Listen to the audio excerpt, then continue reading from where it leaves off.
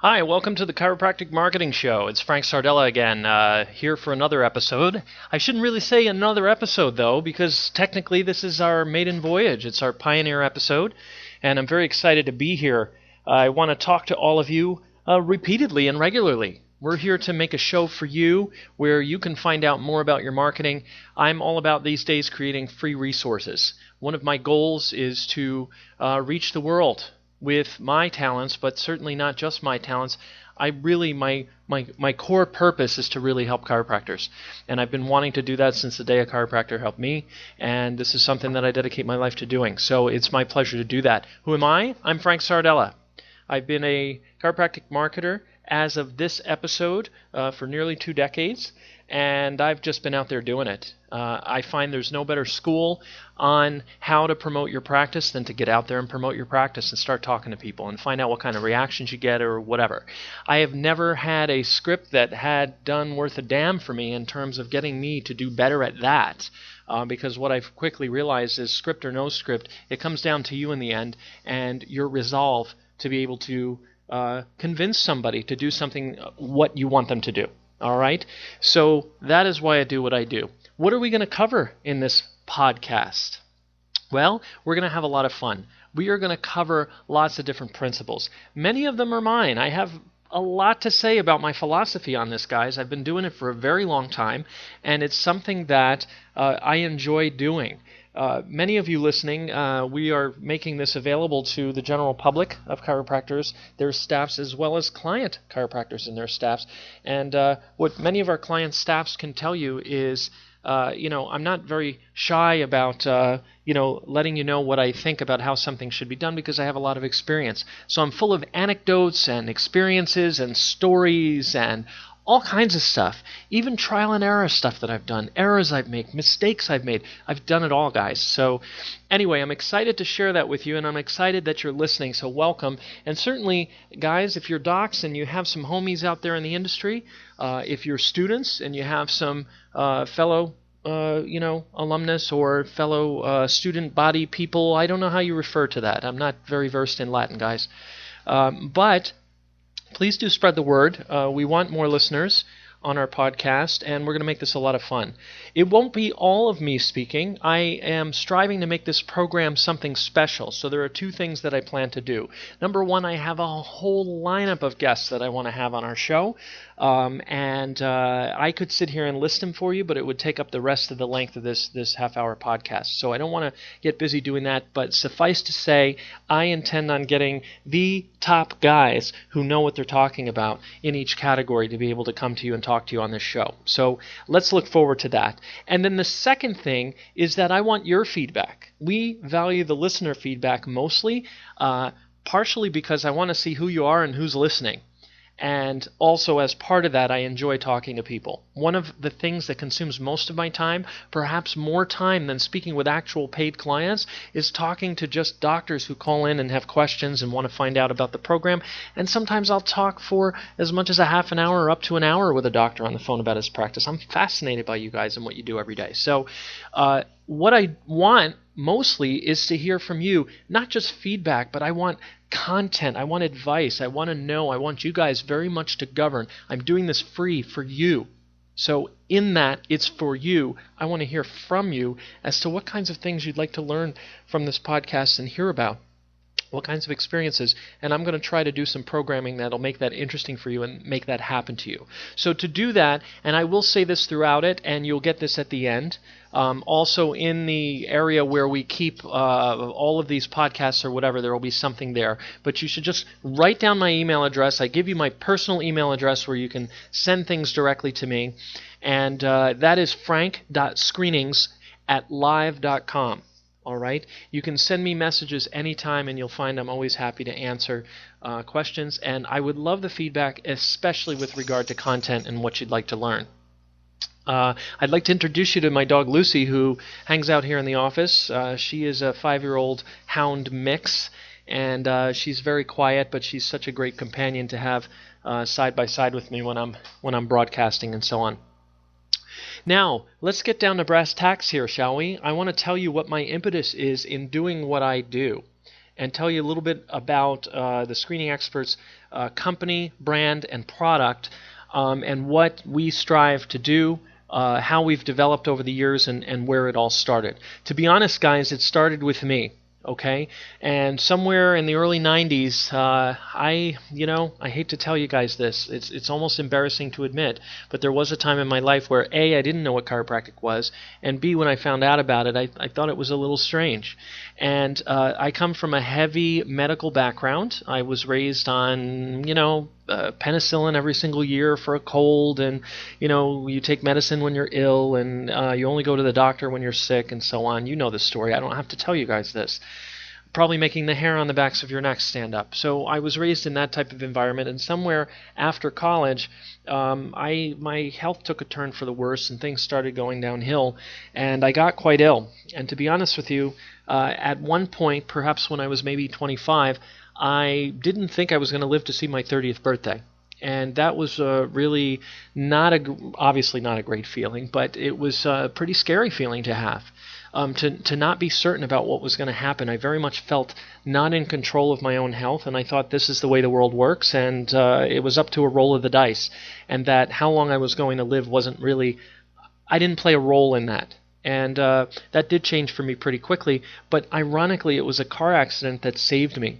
And I won't get into any details about the illness, but suffice to say I was on a barrage of medications and my health started plummeting as a result, side effect after side effect, drugs to handle side effects, so on and so forth. The car accident, I guess, left me with back pain that was sufficiently bad enough that I didn't want to live with it anymore. And I was dating someone at the time who just got sick of me complaining. She had never been to a chiropractor, but she knew I knew of one locally and pushed me to go to him. And it was probably the best thing that anyone ever did for me.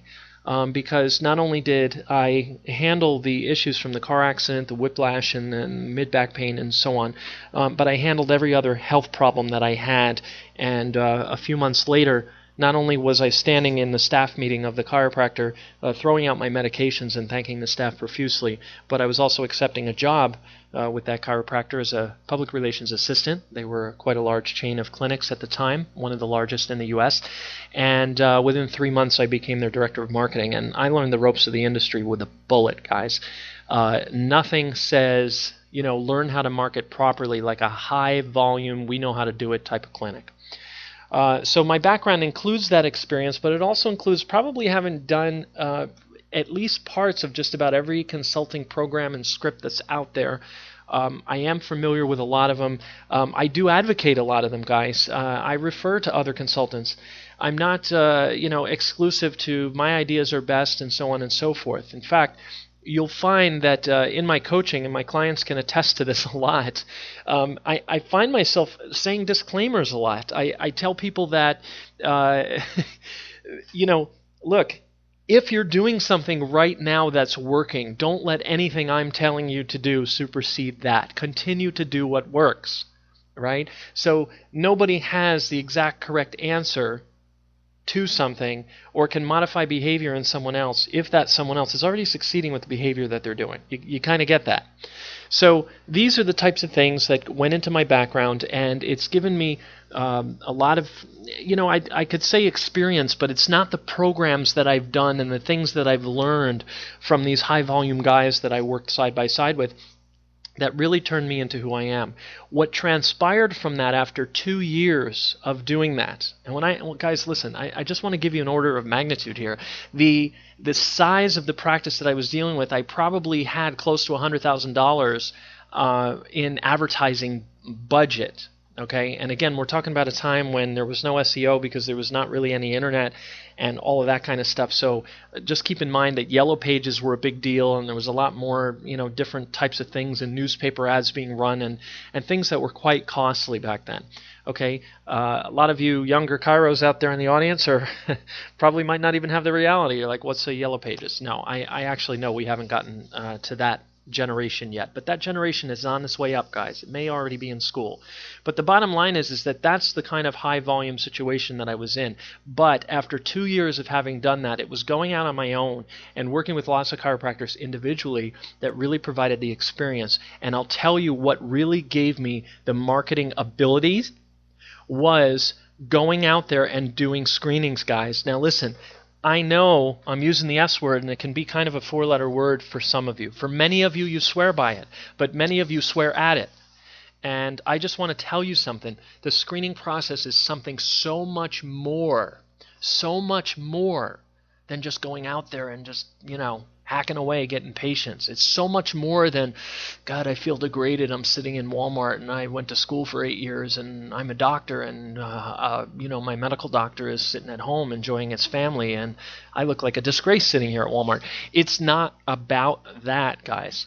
Okay, I built an entire company on going out and doing screenings, not just because I was getting lots of patients for chiropractors, but I was getting experience, and that experience wasn't just in selling. It was in talking to people, it was in interviewing people, and it was in finding out what makes people tick, what they care about, what their thoughts are on life, on health, on chiropractic, on getting better, on all of those things, their attitudes, everything.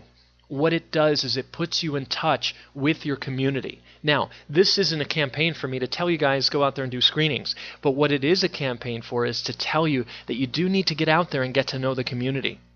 Okay? Many of you who have referral-based practices have your patients in touch with the community, but you're not very in touch with the community. Now, one of the ways to circumvent that is to talk to a guy like me, and you can find out. That's why my coaching program is so successful, because it's based on actual real live experience with people.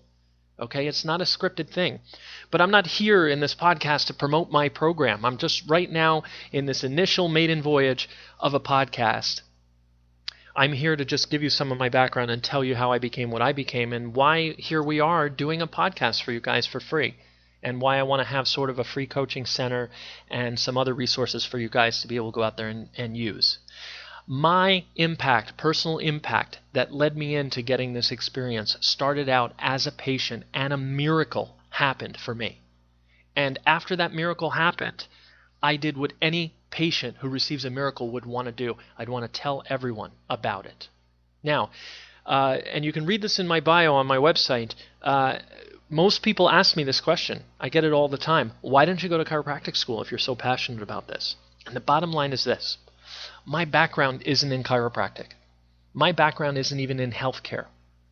Every job I've ever taken, and I've had a lot of them, guys, maybe a lot of you are career buffs like me, I've tried just about every career there is, had something to do with communication. It had something to do with being able to instill something in someone else.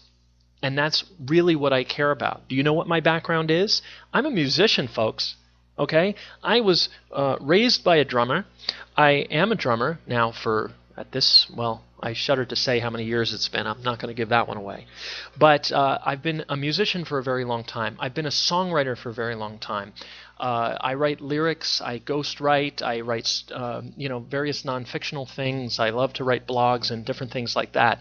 It's use of communication to inspire, and that is sort of my purpose in life. So my purpose in life isn't chiropractic per se, but I have a purpose to use all of what I have to help you guys. And it's interesting that I brought this up here, because I'm going to make a little side note, a little tangent here for you, and say, look, you guys have things that are deep in you too. I guarantee you that you didn't start out, some of you were raised by chiropractors. I get that. Okay? But many of you, even in that situation, didn't start out necessarily, my purpose is to be a chiropractor. Perhaps your purpose was to be, a ballet dancer. But there may be something deep in your core that you have that you can bring out of yourself and use to help you in your purpose to forward chiropractic as well, which is exactly what I'm in sort of practice to do. So when people say, why didn't you go to chiropractic school? Well, the reason is because I want millions under chiropractic care. I want to create millions of people that are under care, who not only are under care, but who live it and breathe it as a lifestyle. And not only who live and breathe it as a lifestyle, but who actually want it in others and actually help others to do it. And the only way you can get millions under care, well, let's put it this way. Are you going to get millions under care in the 30, 40 years that you're going to practice from here forward?